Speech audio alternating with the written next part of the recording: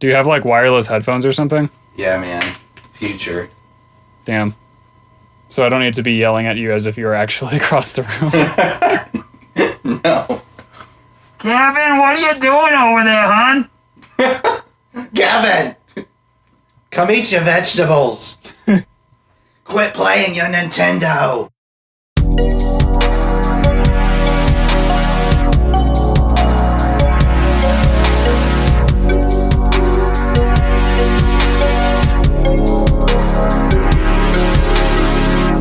Hello, and welcome to the Interstate Gamers Podcast. I'm your host, Kevin, a.k.a. K-Slugs. My name is Peter, a.k.a. Deal For Real, and I'm also your host.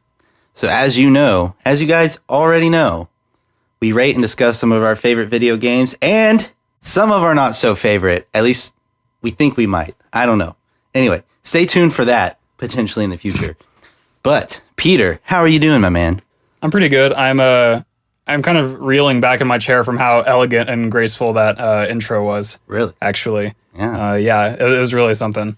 I think what Kevin's getting at is that today, we'll get into this in a bit, but today is a game that we probably will not rate very highly, which we've been teasing for a long time. So you have that to look forward to after a couple quick announcements from us. Kev, I think you had one on deck that you want to share with the audience. Yes. So if some of you by now have probably received your Interstate Gamer shirts, and if you have, please tag us in a tweet or Facebook post or whatever form of media you'd like to, but those are the most successful ones.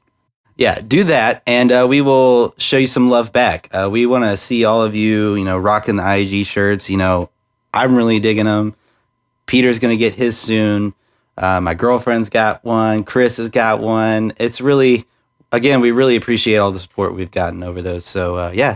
Dude, when I come visit in December, we should all get a group photo of us all wearing IG shirts. Yes, that is an excellent idea. Oh, that's amazing. Yeah, let's do that. All right. Well, a second announcement, I'll take care of this one, is that our good buddy, Chris, a.k.a. ZLink093, a.k.a. ZLink Gaming, is making content again. He took a hiatus for a couple months. Probably just was busy with other stuff. I don't know too much. He's kind of a mysterious man, that Chris. But he's back. He's been doing some fun Let's Plays of Mario and Luigi, Superstar Saga for the Game Boy Advance, which he just started. And he's also picked up his legendary Legend of Zelda Wind Waker HD playthrough, which I really, really enjoyed back when he had first started it. And he's kind of nearing the end of the game, I think, so I'm looking forward to that thrilling conclusion. And if you guys are into kind of more chill, calmer Let's Plays from very knowledgeable, big brain players, I think that watching Z-Link Gaming is going to scratch that itch for you real good. Yeah, I really enjoy watching his Let's Plays, especially the Wind Waker one where did you see the most recent episode where like the little Korok dude is just floating around? Spoilers. Oh, I haven't seen it yet. Oh, it's really good. You should check it out. But yeah, our boy Z-Link. And then last announcement is kind of a shameless plug, but I have started streaming and I'm now an affiliate on Twitch. So if you want to come see me on stream, I'll be streaming pretty frequently. You can follow me on Twitter at K_slugs to be updated on anything I might, on my schedule and stuff like that. What's your Twitch channel? Twitch.tv/Kslugs. All Thank you. One thing. Anyway, let's get to it, Peter. What have you got for us today? Boy, oh boy, do I have a game for you and the people at home. So this game is called... Oh, wait, no, I don't say the name yet. I have to lead into it. Whoops. So this is a game for the Nintendo 64 that came out in 1998. It is an air combat game. It is a game that a lot of people probably have not heard of, and that's totally understandable. You'll soon find out why. Not really much way to preface this. This game is called Chopper Attack.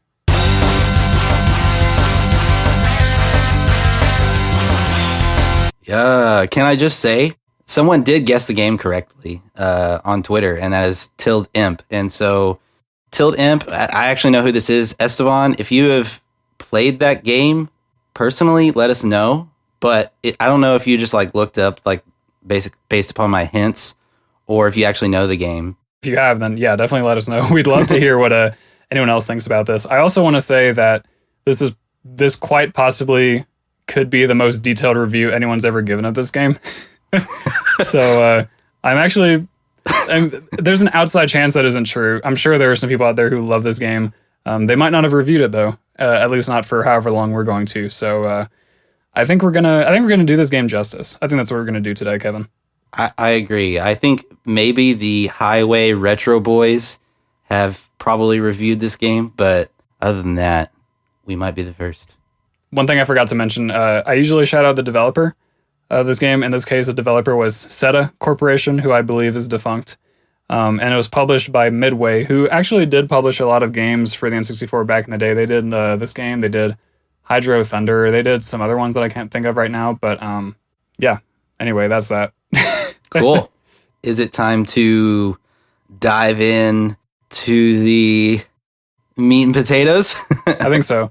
Kev, I want to start this time just to give a brief overview of what the game is, but then after I give that sort of overview, I do want to hear what you think as a new player. So for a little bit of background, we've had games on the show before that one of us has played more than the other, but I think that the disparity has never been greater than this episode, because I grew up with this game. I didn't play it all the time because it's not that great of a game, spoiler alert, but I did play it on and off, for years as far as I can remember.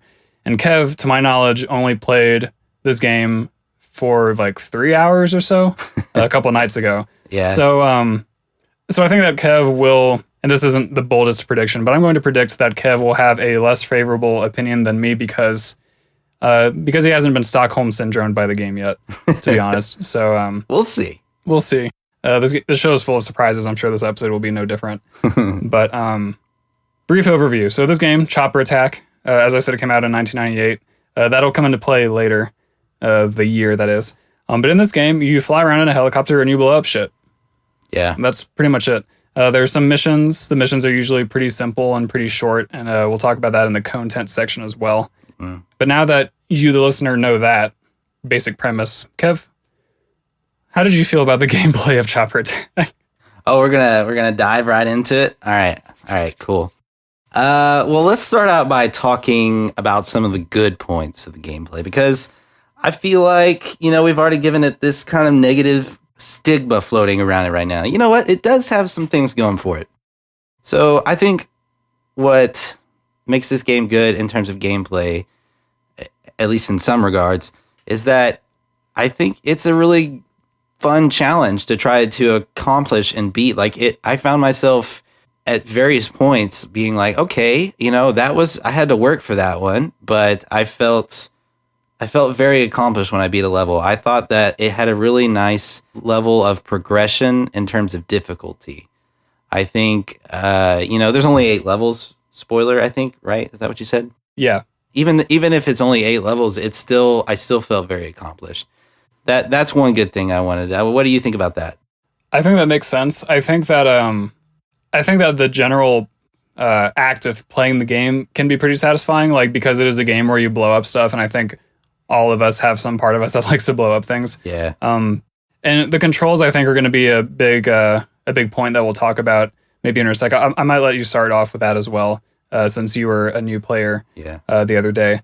But beyond the controls, I think that, in the game, you fly around and destroy helicopters and planes and things on the ground, things in the air, and there's not a whole variety of gameplay. There's not really all that many different things you can do, but as I've mentioned earlier, it is a short game, so it doesn't need to be too complex.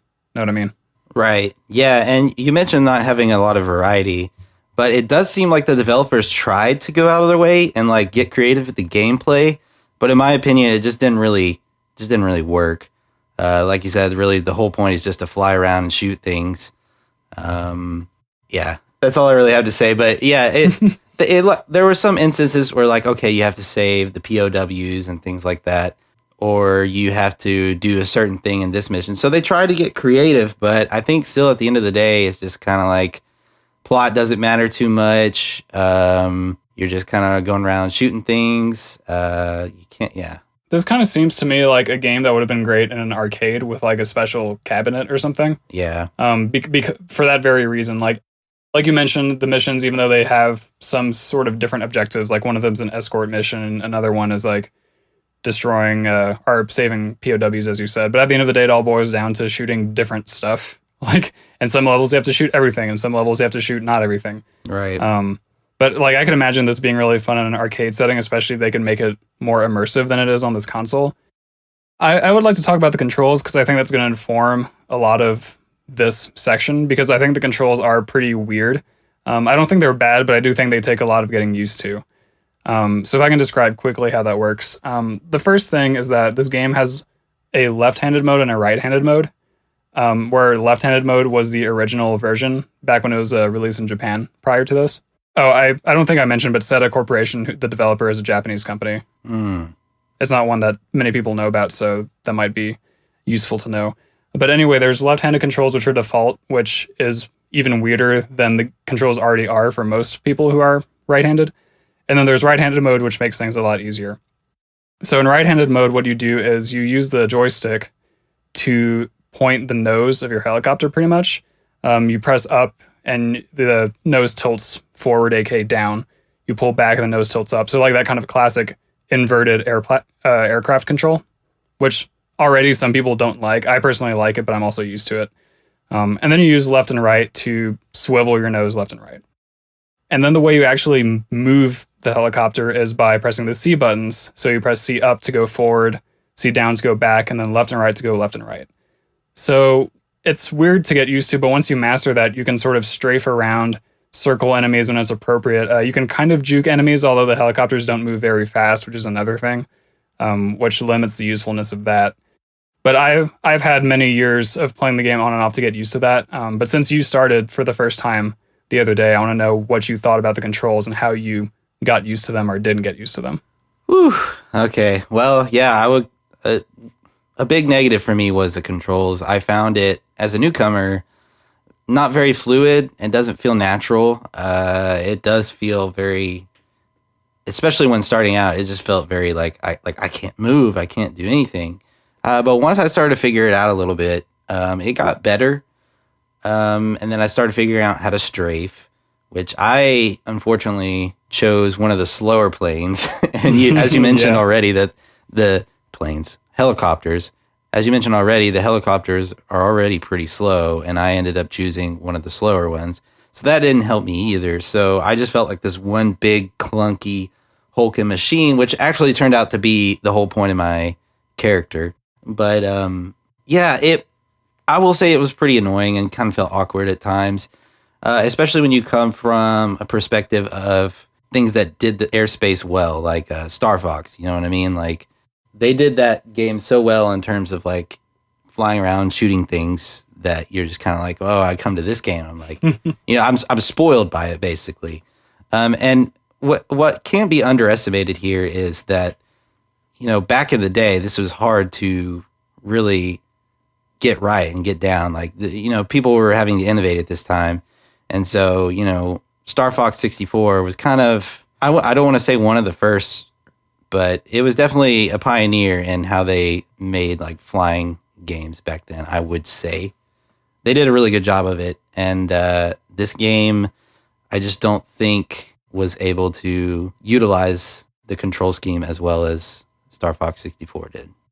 Yeah, I think that's a valid point, but I do want to say, and this might sound like nitpicking at first, but I really think it's important, is that Star Fox and other games like Star Wars Rogue Squadron and other really well-known like flying or airspace games of this era, they are planes basically, or spaceships or whatever, but they're basically planes. And helicopters are fundamentally different because in helicopters you can like go backward and forward and left and right, and it is very different to fly a helicopter. Could they have made the controls in this game feel better or feel more familiar to people who have played those other games? They probably could have. I don't know how many times they iterated on this control scheme since I wasn't there. But I think that is something to keep in mind, that like fundamentally the control has to be different. It could be a thing where like in GoldenEye, for example, they had different button configurations to where the C buttons and the control stick would like change functionality, which made things really weird for some people, but better for others. So maybe they could have done something like that for this game. That's certainly possible. But I think like the comparison to Star Fox and other games like that isn't really apples to apples, I would say. Yeah, it's not a direct comparison. But I will say one thing I thought maybe they could do, in games back then, like GoldenEye, for example, you press the R button and you like hold it and like it changes your aim, because I feel like the whole premise was like, okay, the control stick does the aiming for you. And so I feel like if they could just somehow utilize the control stick for movement instead, that would be much more optimal, because it just feels so much more natural to move with a control stick than it does 4 C buttons. You know what I mean? Yeah. So that I think that's just my biggest thing, is really just moving around is a lot harder. And I emulated the game on PC, and I used my Xbox controller, which has like the control stick for the C buttons, which I think, and I could have like just programmed it to be on the left stick, which I think would have worked pretty well. But still, the controls are it's kind of hard to figure out when you're moving to the side and using the C buttons at the same time, or you're aiming and using the C buttons at the same time. It's kind of weird at times. It wasn't perfect by any means. Yeah, it's something that takes practice as well. True. Which I'm trying to keep in mind as we do this review. Again, like I'm more familiar, so I've had more time to adjust. But that's not to say that the controls are like actually good. It just means that I've, taken some kind of crappy-ish software and learned how to play with it. Yeah. And then another big factor is that the helicopters are generally slow, even the fastest ones. But I don't really know how fast actual helicopters are, but I'm pretty sure they don't go as fast as combat planes most of the time. So that might be another reason for that. But when they're making a video game, like they could have taken some license with that. You know what I mean? Yeah. And just like made it more fun to fly around and juke people out and do whatever. Yeah, I agree, man. One thing I want to talk about is items. Why the heck when okay, so they're very weird. Yeah, when the item to get an item, you have to like basically blow up a building or something. I don't know if they can spawn from tanks, but I think it's primarily buildings. When you blow this building, the item pops out of the ground and it kind of just like jumps periodically. And so you have to take your slow ass plane or helicopter, and in my instance, the slowest ass helicopter, and you have to fly in perfect position to catch these items out of the air. And they don't it's not like super periodically either. You have to wait a few seconds for these things, like to catch these things. And I just found that I was like, why? Why are these? What's this thing? It's funny because I didn't realize how weird it was really until you said it out loud on stream. And I was like, oh wait, this is really fucking weird, isn't it? Yeah. But yeah, they could have just made it so that if you destroyed a building, like the item would just spawn at a fixed height and just stay there and you could just grab it, like that would have been way simpler. And I feel like that would be the default too. So I wonder if like there's some good gameplay testing reason that they did this. I mean, I don't know what that could be, but like this behavior definitely isn't the default. So I'm interested in how they arrived at this decision in the first place. Yeah. Another thing I thought about is just thinking about that conceptually, like it incentivizes you to blow up and shoot buildings. And I'm just kind of thinking about that from like a war perspective. Like I know you want to disarm the enemy, but it's just kind of like they're shooting down every building you see. Conceptually, it came across me really weird. Yeah. And also there's pretty much no plot to this game, so there's no like explanation for that anyway. So yeah. It's just kind of weird. Hell, the general asks you if you want to party tonight, like while talking about the mission that you're on. Hey, want to party tonight? Hey, be a wild man. Go go fuck up some people. Yeah. So I do have one little thing that I want to talk about, and then I actually want to back up and talk about some of the broader gameplay patterns and like how the missions work, because that's something we haven't talked about yet. But first, I want to say that another frustrating thing about the gameplay is that the crosshair is 90% of the time not accurate to where you're firing your gun. Yes.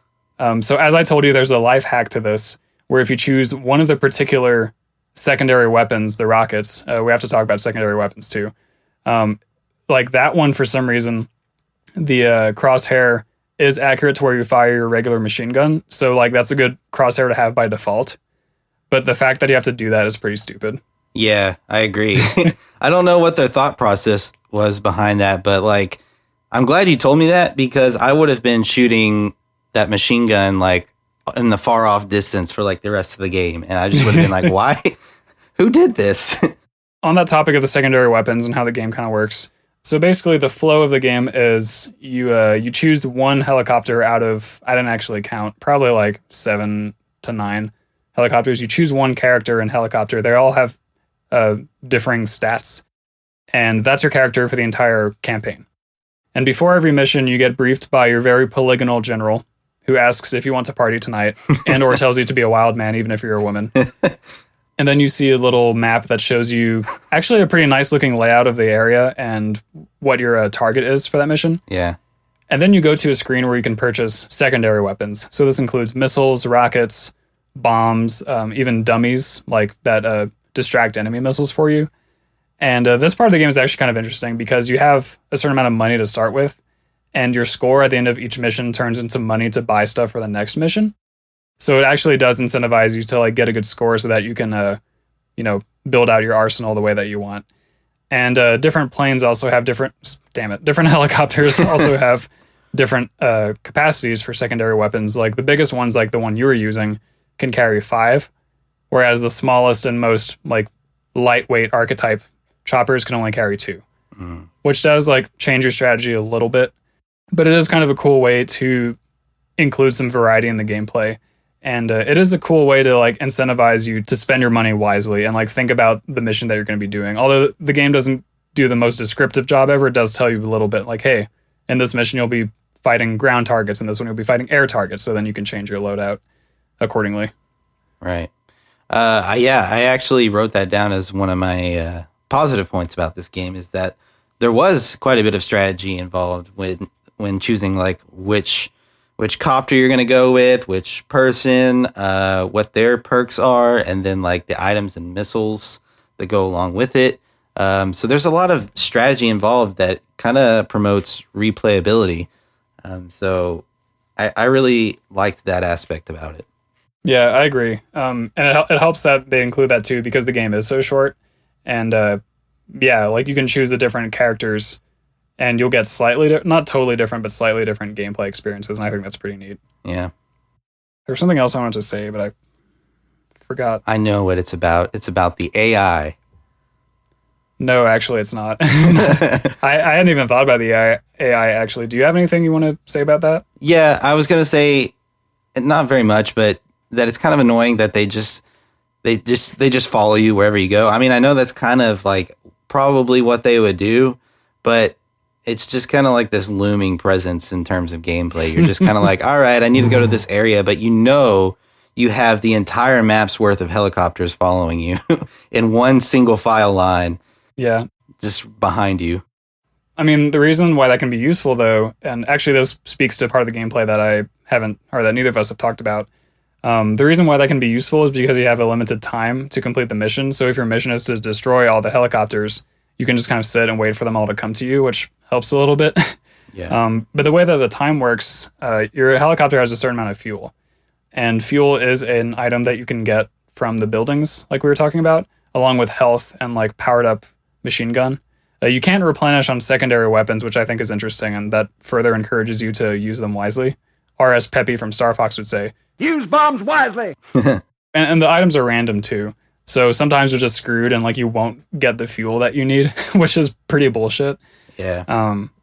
But yeah, and that applies, of course, another layer of pressure. Like if you don't complete the mission before your fuel runs out, then you will start drifting into the ground and blow up. Yeah, it's generally a good idea to haul ass in any mission. Yeah. Especially when you're slow. There was something else I was going to say, but I don't remember what it is. To be honest, I'm a little surprised we managed to talk this long about the gameplay. I know. Oh, it was the elevation. We didn't mention that either. Oh, shit, yeah. I did want to talk about that. Yeah. Go ahead, then. All right, so we should have talked about this when we were talking about controls. But in this game, you can't control your elevation. You're basically set at a fixed height above the surface of the map. And so whenever you cross a mountain, for example, then your helicopter automatically increases elevation to scale that mountain. I actually don't find this to be a problem. In fact, I kind of prefer it. Or I think I would prefer it because the alternative is having yet another weird control that you have to keep track of. And there are ways they could have done it. Like they could have made it to where, you hold, I don't know, the L button and then press up and down and then that's your elevation. And then you let go and you're set at your, they could have done something like that. But I've never really missed that control. It is weird because like one of the defining traits of helicopters is that you can change your elevation easily. Like that's kind of part of the point of them. Yeah. So it's weird in that sense that you can't do that, but I think the game might be better off that you can't control that. I was going to say, like, yeah, that's kind of the whole point behind a helicopter. Not to mention the fact that there are some levels where you have to shoot things above you. And, like, primarily I just shot upwards and just kind of hoped it was up there above me. I was streaming, so I couldn't hear the audio too well. So I wasn't sure if I got the hit or not. But it would be nice if I could change my elevation and just go up there and shoot those things or go down. But I think it would add like a whole nother dimension to the game and complexity that I think the developers weren't ready for. But you can also utilize those mountains to kind of. It's just very weird that you'd have to go up to a mountain to properly see where a plane is and then go back down and chase it. Yeah, while being in a helicopter. Yeah. It's like, I can't see. Let me go on this mountain. Yeah, that's a good point. Well, that's all I wrote. Yeah, same here. So, why don't you go first? What's your gameplay score? Oh, the lowest it's ever been on this show, 65. Hey, that's not much worse than mine. Oh, okay. Mine's 70. Oh, okay. Yeah, we're not too far off there. Yeah. Once again, IG boys coming through. Well, let's move on to everyone's favorite section, aesthetics. Aesthetics. Anyway, aesthetics. Why don't you start off with the visuals? Because I guess I started off in gameplay. I kind of forgot I did that. All right. Well, first things first, game's ugly. I'm just going to say it. The game is ugly. Yeah. I will start with the worst part of the visuals, which is the models of people. And the blessedly few instances in which they occur. Yeah. It's so bad. So here's the thing. Here's a breakdown of all the people models in this game. So in the missions, you have little soldiers, like foot soldiers, infantrymen, I guess, who you can shoot, which is kind of funny. They go like, "Whoa," when you shoot them. They basically look like, and this isn't the bad part. Like, this is kind of passable. They're basically like little tiny green. I think they're 3D, but they're just so small you can't really tell what they're doing or like what they look like, which is actually realistic to, the situation of you being in a chopper and them on the ground. So they're not that bad. The POWs are fucking terrifying. They're basically like white rectangular boxy like block people who like walk really weird. Oh, it's so bad. And I think the first time you saw them, in fact, you were like, "Oh, what the hell is this?" That's a POW? God, I want to save him. They got like fat somehow while they were being POWs. They treated him well. Like, not to make light of actual POWs, like, of course it's a terrible thing to be, but this game, like, I don't like they're like very fat, boxy looking people. It's very weird. Yeah. And then the worst people in the game, which is a weird phrase to say, but I'm talking about the graphics here. Whenever you complete a mission, your pilot appears on the screen in all their 3D glory, and my God, the textures are fucking atrocious. Like, you can kind of tell that there are supposed to be eyes on that cube of a head. Yeah. But, like, you can't... We'll have to, like, upload a screenshot or something, like, to the Twitter. I don't know. Which is funny because when you're selecting a pilot, they have, like, photorealistic portraits, like portraits of actual people. I don't know where they got them from. Like, maybe they're people that they knew or something, the developers. But, like, it would have been so much cooler, I think, if they had stuck with, like, those portraits and had them show different emotions, like, at the end of the level, like, if they did well or if they did bad, Because the game kind of does that already, but with the 3D models. But no, instead they had to, like, create these just awful, like... And there's no excuse. Like, this game came out, like, a year into the N64's life, I think. Yeah. And, like, they had time to learn how to do that better, I'm pretty sure. Yeah, I agree. I just think we're looking at a development team that wasn't very good with texturing and modeling and things like that. Yeah, I mean, spoiler alert, I think the visuals are by far the worst part of this game. So that'll be a theme you hear from me as we talk about this. So that was my rant about the people, which it sounds like you pretty much agree with. Yes, I completely agree with you. Oh my gosh. The POWs, I did write that down. I said one of the POWs was running and he literally looked like a square with rectangular arms and legs. Yes. Looks like Minecraft before Minecraft. but just this cute. It's worse than Minecraft. It's worse than Minecraft. Because it's like not stylized. Dude, if this game, I'm sorry to keep going on this tangent, but if this game were like stylized to be not supposed to be realistic, it could have looked a million times better. Yeah. Like if they didn't have to worry about things being realistic, they could have made it look really cool. But anyway, so that was my first point. What do you want to talk about next? I will say, saving grace of the visuals are the helicopters themselves. Yeah. The models are pretty good on those, and the designs they put on there are pretty flashy. They're not like, not the greatest thing in the world, but they're pretty cool. And you did feel a sense of like, oh, I want to use this one because it looks cool. Mm-hmm. So I did think that, and then I agree with you on the your character models, like at the end of the victory. So when they do like a pose, I think Danny's pose, he would do like this thing where I think he'd put his arms up or either down to the side. I couldn't tell. Whenever he did that, he just looked like one long blob of pixels. I was just like, Danny, where'd you go, buddy? What happened to you?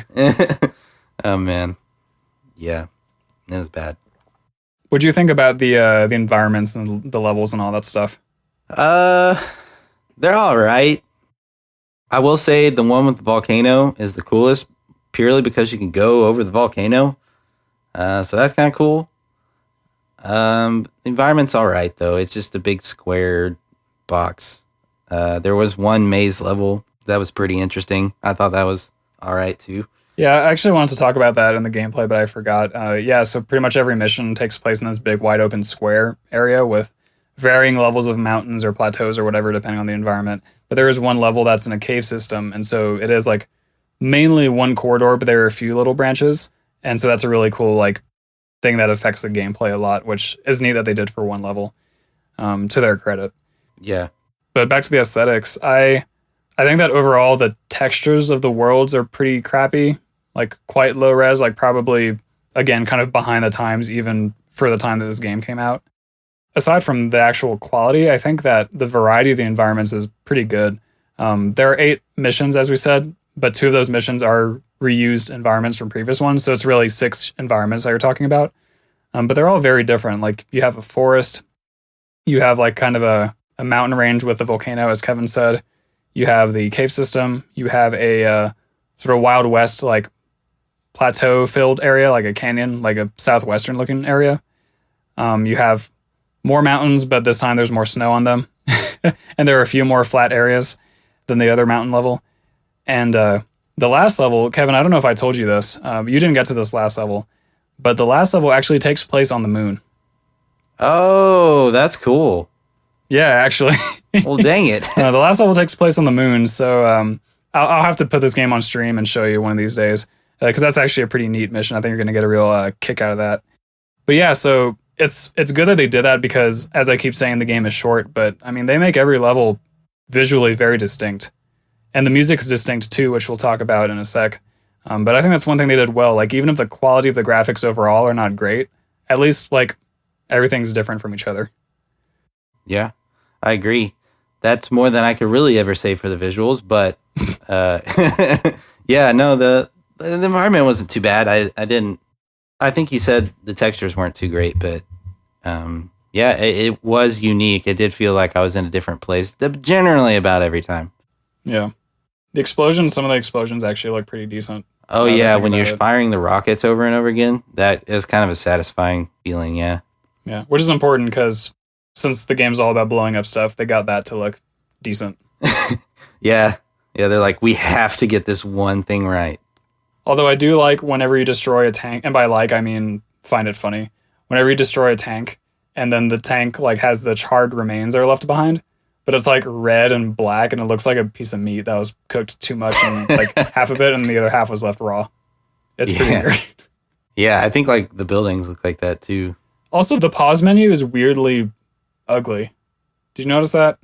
It looks like a debug menu. Yeah, I'm trying to think about the oh yeah, it didn't really make sense either. I was like, where am I? And then I think you have to press start again.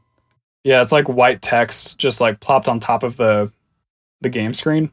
Yeah. Which is weird because the main menu when you start the game is like pretty stylized and has like these cool stylized buttons and like kind of a caution tape sort of thing going on. But then when you pause the game, it's like literally a debug menu looking thing. It's really weird. Yeah, I agree. I didn't notice that. Well, that's about all I got. Yeah, same here. I gave visuals a hot, lukewarm, tepid 6T. Oh, we're not too far off. Once again, I am 5 points below you at a 55. 55. Wow, that's low. I'm sorry, but that's low. The good news is it only gets better from here, in my opinion. So, moving on over to the audio. Why don't you start? I will start with the audio. Yes, the audio. The game's somewhat defining characteristic. While it's not outstanding, there are a lot of really good tracks on this in this game. For the N64, it had a pretty good soundtrack. There's a lot. I don't remember particularly which ones, but there were some where I was like, okay, I see you. So I feel like they had a really talented sound producer going on there. He's like, I'm going to make this the best game ever. And everybody else just kind of slacked on the other end. But this guy was going ham. He was super dedicated to this game. He was happy to be a part of this project. You can tell.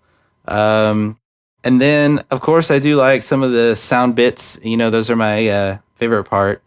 But I do like the general, as I've already mentioned, where he's like, want a party tonight? After he explains your mission, like, it's no big deal. Like, oh, yeah, you need to go save the presidential airliner that is, for some reason, in enemy territory. But, yeah, he's like, want a party tonight? And then my character, Danny, would always go, when he would shoot a missile, he would be like, here's your birthday present. And so I thought that was really, really funny. Yeah, the characters are chatterboxes for sure. So I think all of the men, except for all the male characters, except for one, have the same voice. The exception is a character who is supposed to be Japanese, and so I'm pretty sure he has different voice clips.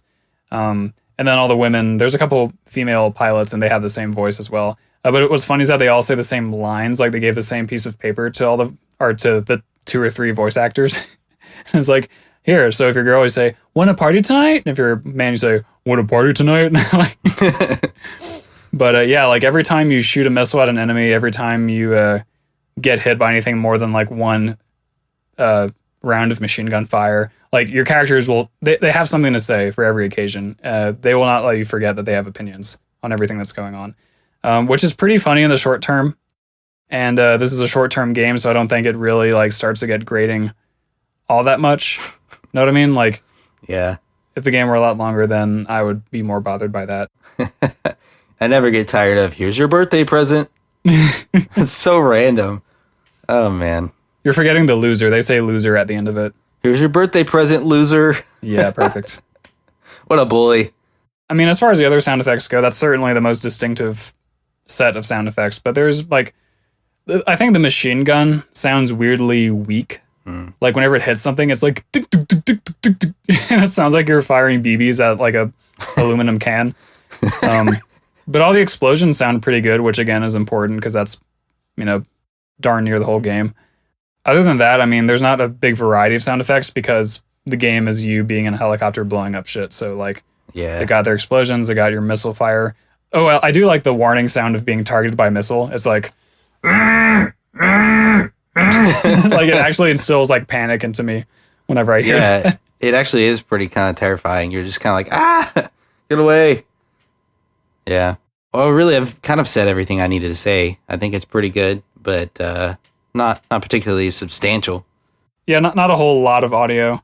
But I did want to comment on the music as well, because I agree with you. I think the music is by far the strongest part of this game, which is funny because the IGN review, the reviewer from 1998, which is when this game came out, was like, "Ooh, music isn't anything to write home about." I was like, dude, are you kidding me? Like, this music actually is sick. So here's the thing. The most impressive thing about this music is the guitar programming. Yeah. Because programming electric guitars is quite difficult, and it's a very tedious task because guitars, this is another bit of a tangent, sorry.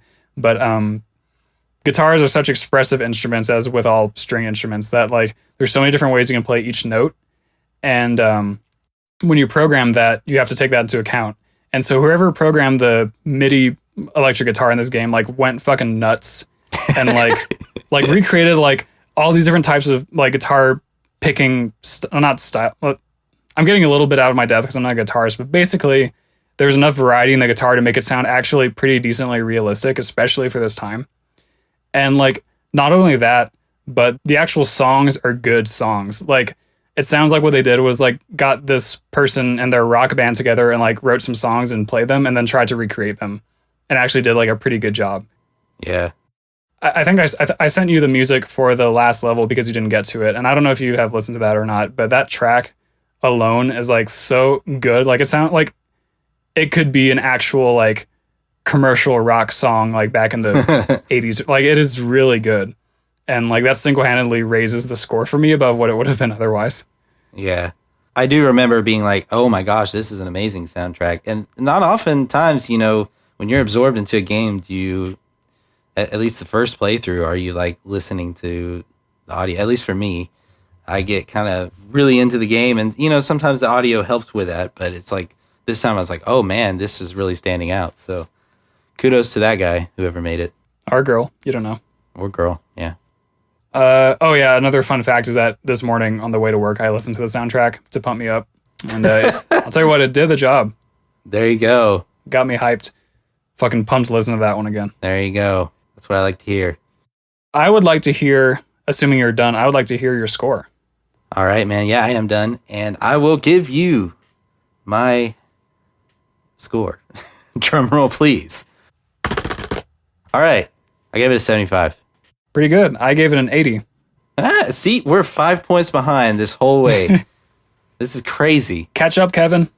I'm beating you. I'm trying. So that puts my aesthetics rating at a 65. And mine's at a 70. Dang. Here we go. Going into the last section. Cone tent. Cone tent. Take your cones, take your tents, bring them to us. We're going to make you a beautiful cone tent. Right here, right now. So I will start. You might not believe me, but this is a kind of short game. Yeah. There are 8 missions, 2 of which reuse locations, which I also mentioned. Each mission takes a matter of minutes to complete if you know what you're doing. If it's your first time playing and you're not used to the game and you also don't know exactly what you're supposed to be doing, then it can take a little longer. But like a full playthrough of this game, if you know what you're doing, takes like an hour or less. I haven't timed it, but it's like probably less than an hour. So in that sense, actually, to go back to your Star Fox comparison, it is kind of similar to that, except this game does have different characters as we mentioned, so that can actually like change the gameplay up a little bit, not terribly much. I would say that some helicopters are like more difficult to use than others, so maybe you could think of it as a handicap, sort of. But I think in general, they're kind of supposed to be like well balanced, but all different. But anyway, yeah, so like short game, decent replayability, I would say. With the weapons and the different weapons you can choose and the different choppers and all that. Now, I know that you didn't beat the game, but you did get pretty close, and so I'm wondering what you thought of like the scope of it, I guess. So, you know how much I've talked about this before, like replayability is a big factor for me. It's in some points where it's applicable, where like within like the game's design and what the game is trying to do, and replayability doesn't make sense. I mean, obviously every game wants to be replayable, but there are some that are more replayable than others and set out to be so. I think this was a game that was meant to be like an arcade style. Yeah. So I think it achieved that goal. I wouldn't say that it had a whole lot of content still. I mean, it is still super short. So it's kind of just like, you know, maybe a little too short at times. But I do think it accomplished its goal of being highly replayable and, you know, getting a high score or running through different runs through it, doing things differently. You can do that. I think that really speaks to a game. And the fact that you can have different strategies or use different characters and things like that, I think it adds something to it. And I think it would make for a decent speedrunning game. I think so too. It's something that I dabbled with the idea of. I never actually did it. I think I did like one continuous run and I was like, oh, this game took 45 minutes or whatever. I am 99% sure there's no existing community for this game speedrunning wise, but I do think that it would be doable. The biggest frustration would probably be the item spawning because that is random as far as I can tell. So I'd be interested to see how that manifests if people were actually like speedrunning and getting like stressed out about like, oh shit, like how's my RNG gonna be like? Can you Yeah. like oh I have to like go fly over this bouncing item from this build. Oh shit, like We should like start like the speed running for this game, and then like take all of our podcast fans and try to convert them into chopper attack speedrunners. So here's a tutorial: how to speedrun, how to be in the mindset of a speedrunner. It's gonna take you a while, but once you've learned how to be a speedrunner, you can speedrun this amazing game called Chopper Attack. It's gonna be real worth your time. A lot of prestige in this one. Exactly, people will flock to your streams. We could be the first ever world record holders. We could. That's what I'm saying. Technically speaking, Just by like default. One funny comment. This is a story of mine personally, a P. Willie original. I hope you enjoy this one. So there are actually 2 secret helicopters that you can unlock with a button code. Like you have to hold down a certain set of buttons before you press start at some point, you know, like one of those things. Mm-hmm. But I believe that only works after you've completed the game once. And for the longest time, I had never actually completed the game. So I'd see this code floating around on like cheatcc.com back in the day. And I would try this code and it wouldn't work. I was like, this is bullshit. Why does like every single site have this fake code? So I found somebody on YouTube the other year, what am I talking about? Who like did a little like uncommentated let's play of this game. And at some point they mentioned the secret helicopter but didn't actually use it. And so I sent them a message like, hey, how do you actually get the secret helicopter? And they said, or there are 2 of them. How do you get the secret helicopters? And they said, oh, you have to like beat the game and then do the button code. It's like, shit, you have to beat the game? That's what I've been missing the whole time. Because I'd never beaten the moon level because it's actually pretty difficult. Yeah. It has like this crazy boss helicopter that like shoots you with lasers. I'm gonna have to show it to you. I keep saying that. But anyway, yeah. So there's this hidden content, but the game never mentions any hint of it. Well, I guess it does kind of in this weird way. So when you beat the game, you get like a nothing little credit scene basically that has a bunch of POWs like welcoming you back to your home base basically. And there are these weird looking helicopters off to the side, and those are one of the hidden helicopters. But the game never tells you like that you can actually play as them or that you can play as the other one. The other hidden helicopter actually is the final boss of the game, which is like an alien helicopter that's on the moon. Oh, that's cool. I'm talking really fast because I'm very passionate about these secret helicopters that I discovered after like 18 You're like, years. I love this freaking. Love this helicopter. They're yeah. I need to. Man, Calm down, man. You know how the content gets me. You know how. Yeah, I know. You're like, oh, there's this one. Oh man, look at you bringing out the actual young Pete Boy Willie. The mystery of childhood was finally solved, and I still am feeling the effects to this day. Yeah. The cool thing, though, this is my last note on the secret helicopters, thankfully. One of them, by default, it shoots like 5 machine gun rounds simultaneously in like a spread pattern instead of just the normal one. But it's like extremely weak defensively, so it's a really cool glass cannon archetype that helicopter is. And that definitely requires a change of strategy because you cannot get hit.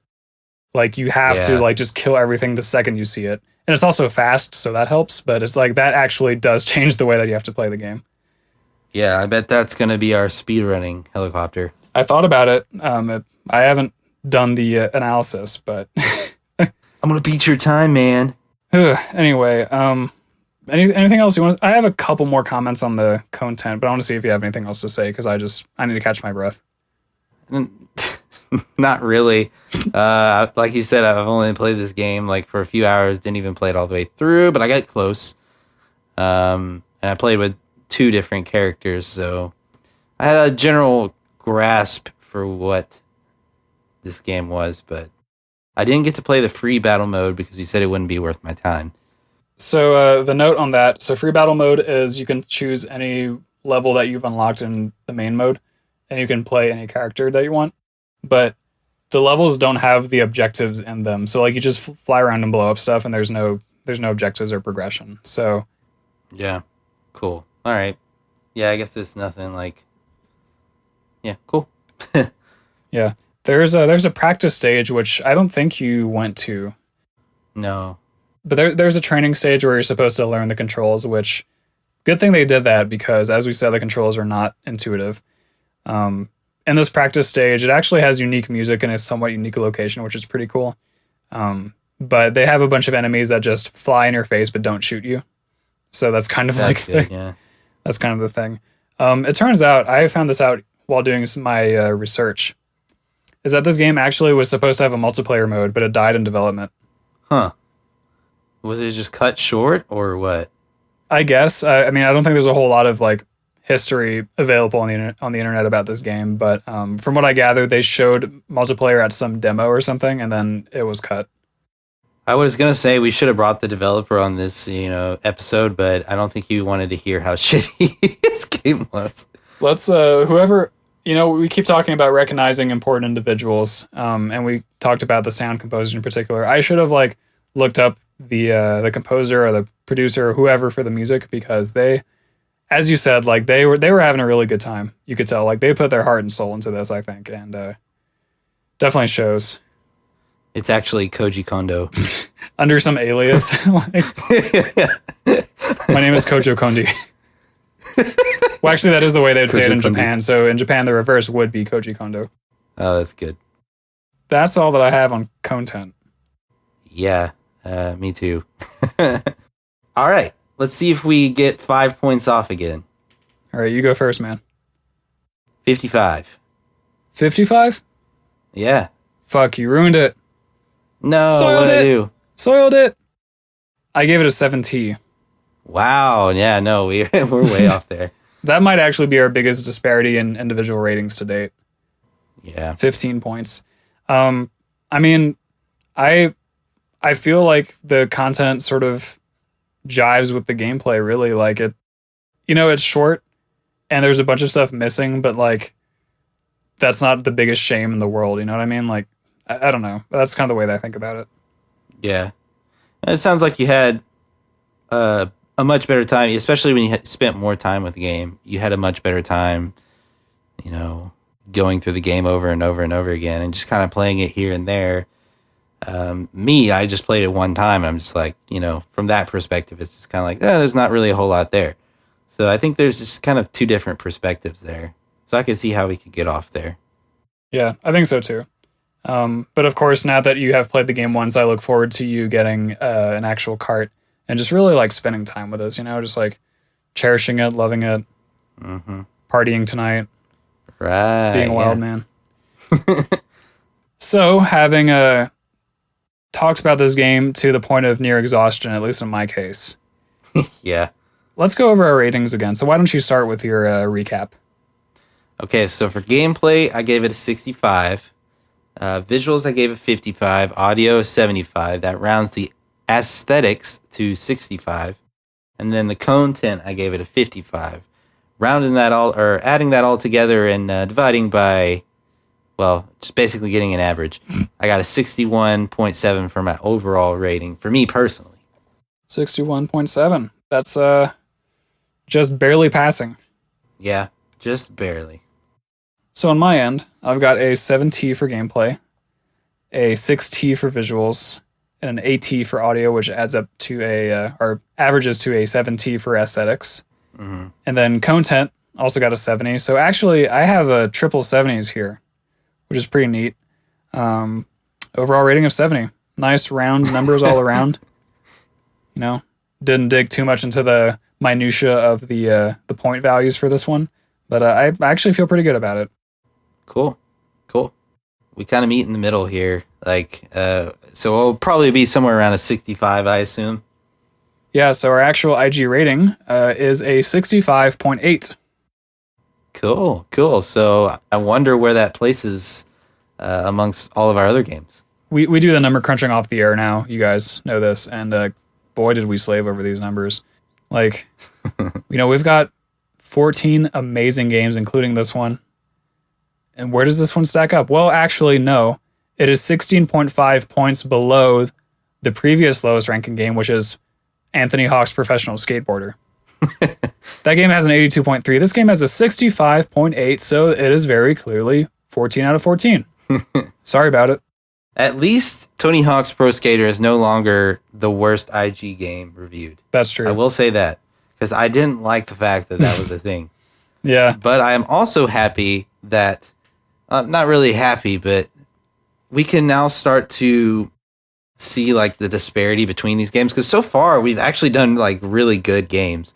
And so now we have like like a floor and then like a high ceiling, and we can like work between those with our different games. So I'm interested to see like some more of the lower end games kind of compete for themselves for the spots and things like that in the future, and as well as see how like these games that we've already reviewed, how they kind of stay where they're at or they kind of fall. You know, the rankings are very interesting to me, so I really like this aspect that we've got here.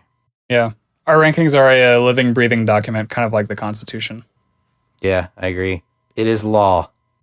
So this is a little bit tangential, which is my recurring theme for this episode, apparently.